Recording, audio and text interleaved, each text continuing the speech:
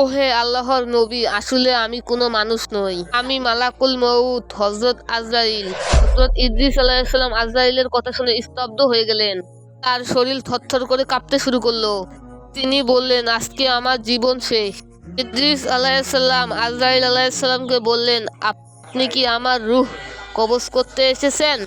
আজরাইল আলাইহিস সালাম বললেন, ওহে আল্লাহর নবী, আমি আপনার কাছে এসেছি ভ্রাতৃত্বের সম্পর্ক সম্পাদন করার জন্য, তার সাথে আপনাকে পরীক্ষা করার জন্য। ইদ্রিস আলাইহিস সালাম তখন বললেন, কেন আপনি আমার সাথে ভ্রাতৃত্বের সম্পর্ক স্থাপন করতে চান? মালাকুল মউত ইদ্রিস আলাইহিস সালামকে বললেন, আমি আকাশ থেকে খেয়াল করেছি আপনার ইবাদতের প্রতি আপনার একাত্রতা, আপনার ইবাদত বন্দেগী দেখে আমার কাছে ভালো লেগেছে, আর এই জন্যই আল্লাহর কাছে আমি ফরিয়াদ জানিয়েছি আল্লাহ তাআলা যেন আমাকে আপনার সাথে ভ্রাতৃত্বের সম্পর্ক করার সুযোগ করে দেন। আল্লাহ তাআলা আমার ফরিয়াদ কবুল করেছে এবং আপনার নিকট আসার জন্য অনুমতি প্রদান করেছে।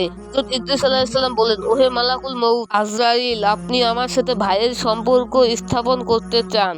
আমার কিছু শর্ত রয়েছে, আপনি যদি আমার শর্তগুলো পূর্ণ করেন তাহলে আপনার সাথে আমি ভ্রাতৃত্বের সম্পর্ক সম্পাদন করব, আপনাকে আমার ভাই হিসাবে কবুল করে নেব।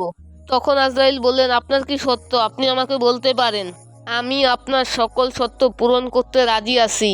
হযরত ইদ্রিস আলাইহিস সালাম বললেন, আপনি আমার রূহ কবজ করবেন। আমার রূহ কবজ করলে আমি বুঝতে পারবো মৃত্যুর যন্ত্রণা কত কষ্টকর। মৃত্যুর কষ্টের কথা স্মরণ করে আমি আল্লাহর ইবাদত বেশি করে করতে পারবো। আজরাইল আলাইহিস সালাম বললেন, রূহ কবজ করার দায়িত্ব যদিও আমার, তবে আমি আল্লাহর হুকুম ছাড়া কারো রূহ কবজ করতে পারি না, আর আপনার দুনিয়াতে সময় এখনো শেষ হয়নি। তখন ইদ্রিস আলাইহিস সালাম বললেন, আপনি আল্লাহর নিকট ফরিয়াদ জানান, আল্লাহ যেন আপনাকে এই হুকুম দান করেন। মালাকুল মউত আল্লাহর কাছে ফরিয়াদ জানালেন, আপনার নবী মৃত্যুর যন্ত্রণা সহ্য করতে চায়, আপনি তাকে অনুমতি দেন। যখন মালাকুল মউত হযরত আজরাইল আলাইহিস সালাম ইদ্রিস আলাইহিস সালামের পক্ষ হয়ে আল্লাহর নিকট ফরিয়াদ জানালেন, আল্লাহ তখন হযরত আজরাইল আলাইহিস সালামকে হযরত ইদ্রিস আলাইহিস সালামের রূহ কবজ করার অনুমতি জানালেন।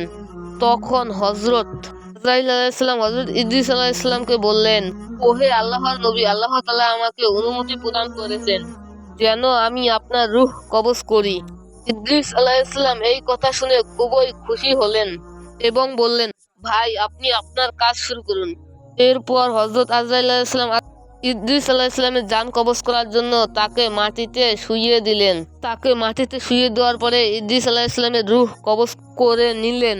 হযরত আজরাইল আলাইহিস সালাম খেয়াল করলেন ইদ্রিস আলাইহিস সালামের যেন কষ্ট না হয়, এজন্য তিনি আস্তে আস্তে কবজ করেছিলেন। কবজ করার পরে আল্লাহ তাআলার হুকুমে পুনরায় তার দেহের মধ্যে রূহ ফিরিয়ে দিয়েছিলেন। অতঃপর ইদ্রিস আলাইহিস সালাম পুনরায় আবার জীবিত হলেন।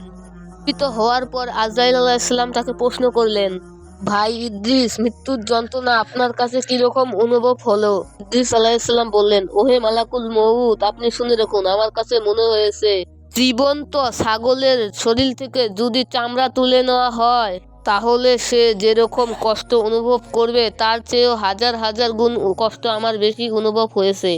আজরাইল আলাইহিস সালাম তখন বললেন, ওহে আল্লাহর নবী, আপনি শুনে রাখুন, পৃথিবীতে আজ পর্যন্ত যত মানুষের রূহ আমি কবজ করেছি তাদের চেয়ে অনেক খেয়াল রেখে আপনার রূহ কবজ করেছি, স্থানের প্রতি খেয়াল রেখে যেন আপনার কষ্ট না হয়।